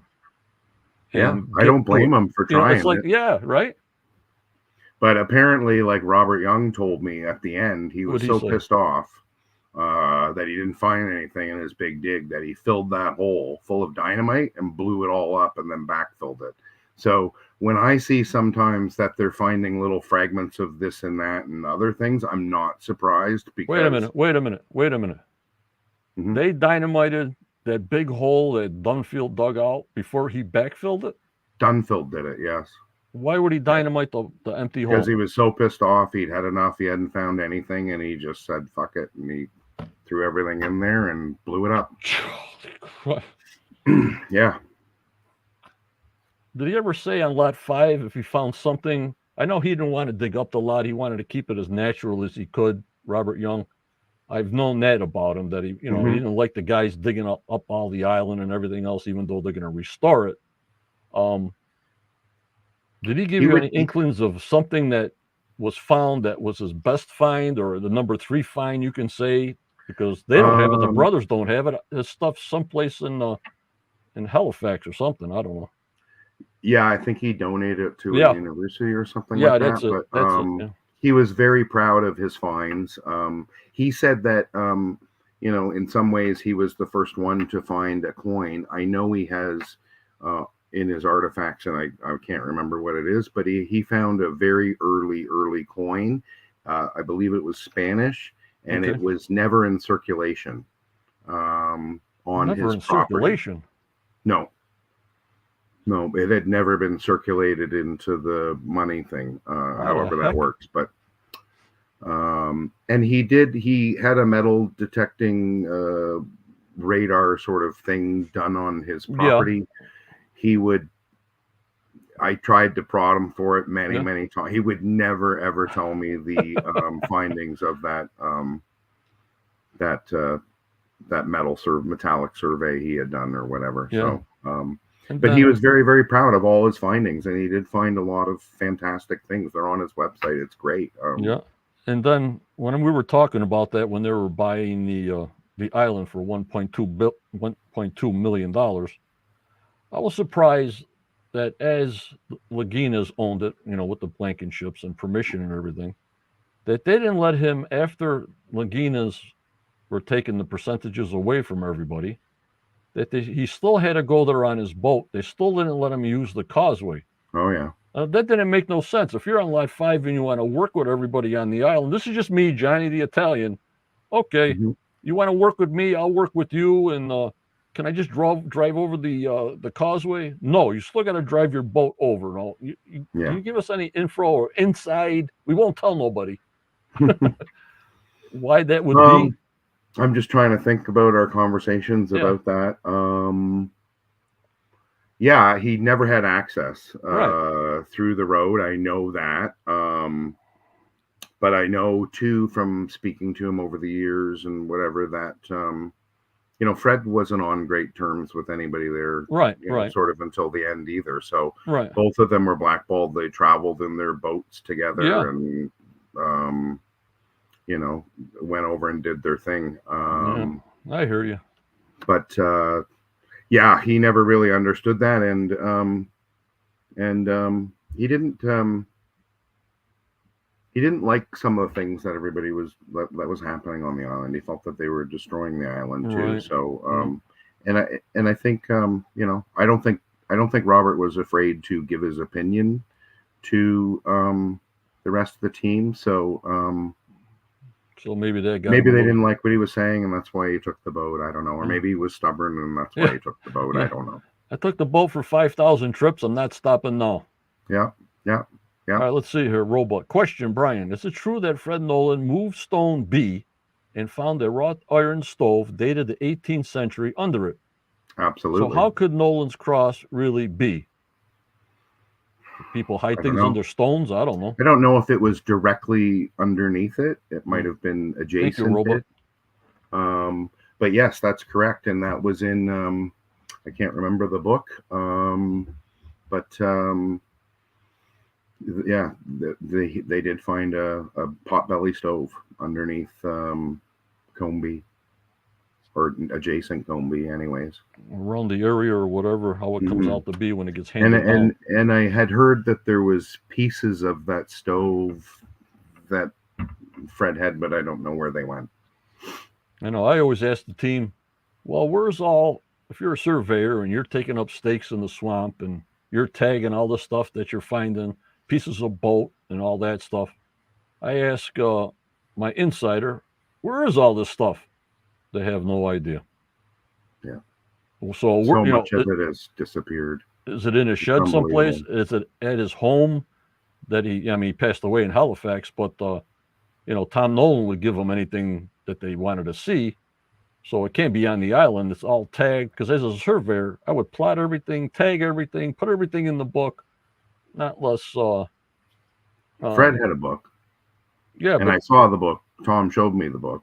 Um, Man, I wish I had a copy of that book. But Yeah, Fred recorded everything in a book. It was, probably that thick. Tom and I looked through it, and there's a lot of very interesting things in there. I mean, even Robert told me some very interesting stories about some discoveries that him and Fred had made on their properties as well. There you go. There's your third book. Yeah, could be. For now, I'm taking a break. I hear you. All right, you want to continue? Yeah, the answering. I mean, I sort of finished at the money pit. I think Okay. that might be enough for tonight. But Right. yeah, I mean, I would love to sort of delve deeper into it. Maybe another time. All right, no problem. No Mm, problem. No problem at all. Learning a lot, getting another education. I never learned so much about history and numbers ever since I've been on this thing for about 6 years than now. thank you. It's just unbelievable. And then when you present, the other presenters like Christopher Morford and Daniel and Dot to Dot and Oliver from France, everybody gets together. If it's the same information, going for the same goal, let's Yeah, see what all this means, before we're all 100 years old or whenever. You know what I mean? yeah, and I think my ideas work well with everybody else's ideas, and I don't think I think I'm just a piece of the puzzle.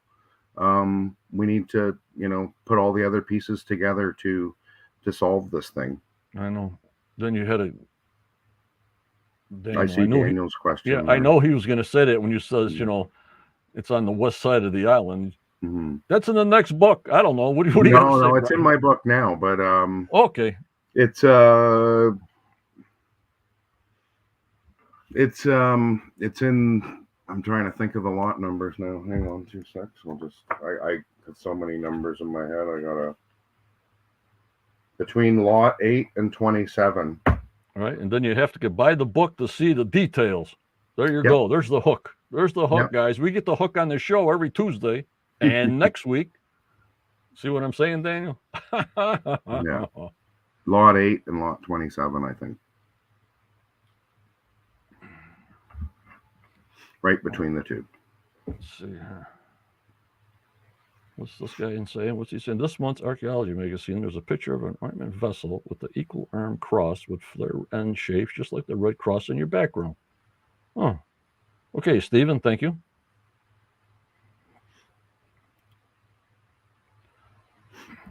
Well, like I said, we'll end it up now very shortly. We're on the 2 hour mark, and I really appreciate you picking our group, like I said, to come on. Mm-hmm. You're always welcome to come on anytime. Just let me know. I will for sure. And And anybody has questions, like just let's throw them in the comments or however. I'm still kind of learning Facebook. I'm not a yeah, big Instagram and whatever sort of person, but yeah, right. put them on, and I'll do my best to answer them as best I can.